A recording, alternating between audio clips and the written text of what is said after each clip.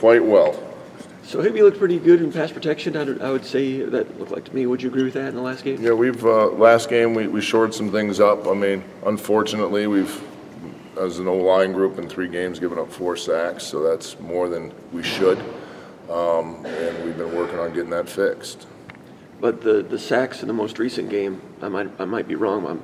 I maybe only saw one offensive lineman maybe get beat. The other ones were we had the thing with Cole. He's still trying to regain the strength that he lost from being out the spring and then the majority of the fall. So he's just trying to get that back and trying to ease him back out there and not make anything that's too harmful for him or that's too harmful for the team. So with him not being out there, that's our bell cow. That's like Brian was last year. So truly from last year's season, we're missing two great leaders out there. How has that trickle-down effect affected the rest of the guys? I mean, you're moving a lot of different guys around at different spots. They really haven't played a lot of snaps. No, they have played a lot of snaps. No, I could pull out from scrimmages, from things of that nature. So we track that all spring, how many they have at each position. So though you may not have seen it, public may not have seen it, they've been working together for quite some time. Is it finding that cohesion with guys going around?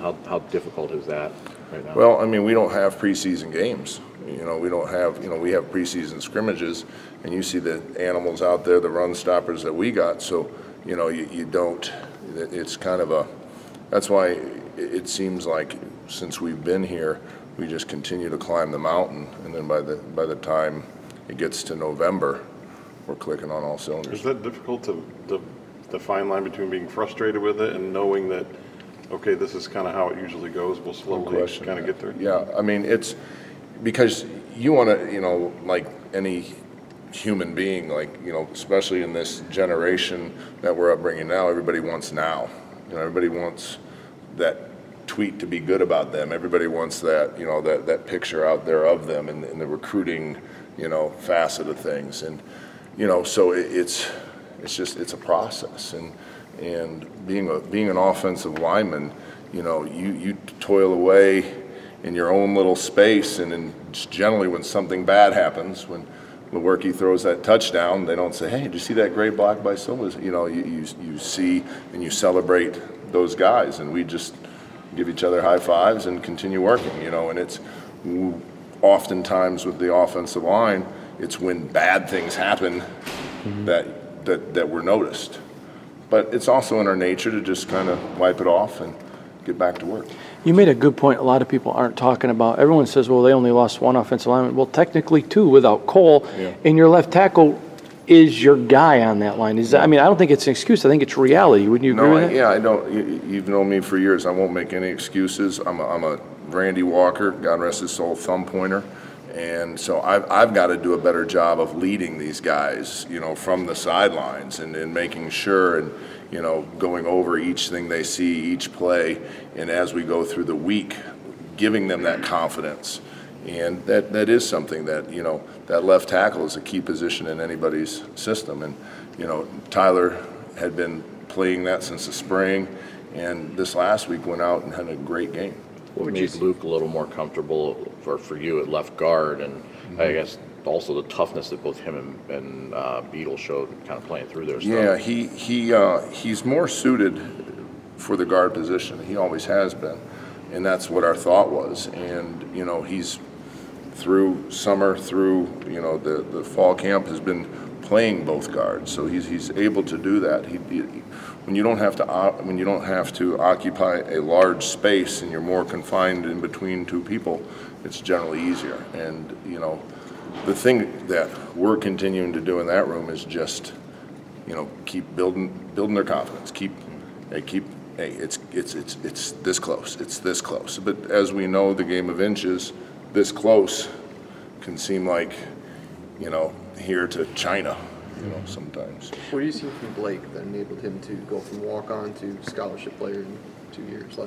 He leading up to the Utah State game where he played his first snaps, he had a really good week, and it was like something, I don't know if it was game week or what, but just something, going out there with being in the 2 deep, something just clicked at him, and then we had some guys dinged a little bit.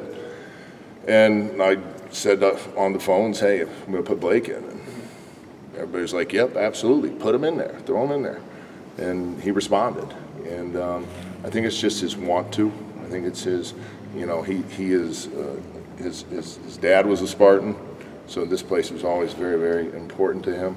We gave him that chance that maybe other schools weren't, so he's going to put it all out there. So played his most snaps last week, and just continues to learn and continues to, you know, you need those game reps to learn. So he's going to play a lot of football for us. Do you think he got to this point quicker than you would have imagined initially when you brought him in? Yeah, he's absolutely quicker to this point than, you know, and a lot of times it's just things that we may not give enough credit to, you know, outside of, you know, these meeting rooms and stuff, is desire. You know, just, I may fall down, but I'm popping back up and I'm looking to go get somebody else. You know, like those little things he has, you know, tenfold. What's his ceiling then? We'll see. Yeah, I'm interested to find out. What about Jordan Reed? I think he's one of the only guys that hasn't played multiple positions along that line. Jarvis, I think, even flipped to left guard to play too. But Jordan's played both right and left. Okay. And he just seems to be right now, you know, more comfortable at the right. And he is, you know, he's really starting to understand that how you practice is how you play. And he's been out there just in practice, just in beast mode. So that's been a lot of fun to see, and it's been transferring into game mode. Is he a natural tackle for you then? Do you think? Yeah, like he's Campbell definitely he's a tackle. He's absolutely a tackle because, you know, shoot, if Doozer was still here, he probably would have already been stolen and put in a D tackle. You know what I mean? So thankfully, been able to keep him, and he's gotten over 200 snaps already on the season, and he's doing really well. Mark, will you tell us what stands out to you on CMU on their defense, please? Yeah, their front seven is very good. Better than you want them to be as an O-line coach. And you look at Fountain in the middle, you know, all MAC guy. This is his fourth year starting, and you know, I don't know how vocal he is, but he leads with his play, and he's a very physical linebacker. And you look across the board, they have a new starter in number 17, but he's flying around. I mean, he played a lot of their Delta package last year, so you see him in film from last year. So, and then their front four, you know, they fly around. They're solid. You know, we've got to come to work, and as we all know from being in this state, I mean, you know, there's 9 of those 11 that come from the state of Michigan, and you know, we knew a lot of them just through the recruiting and through watching film and things like that. So, you know, their goal is to come out and prove to us that we were wrong in letting them go up to Mount Pleasant. So, you know, that's a little added deal. So we've got to, you know, work hard from the get-go and, you know, do what we do. You know what it's like to play on that. You were a MAC guy. Yeah. Does that help you communicate to your guys? Absolutely.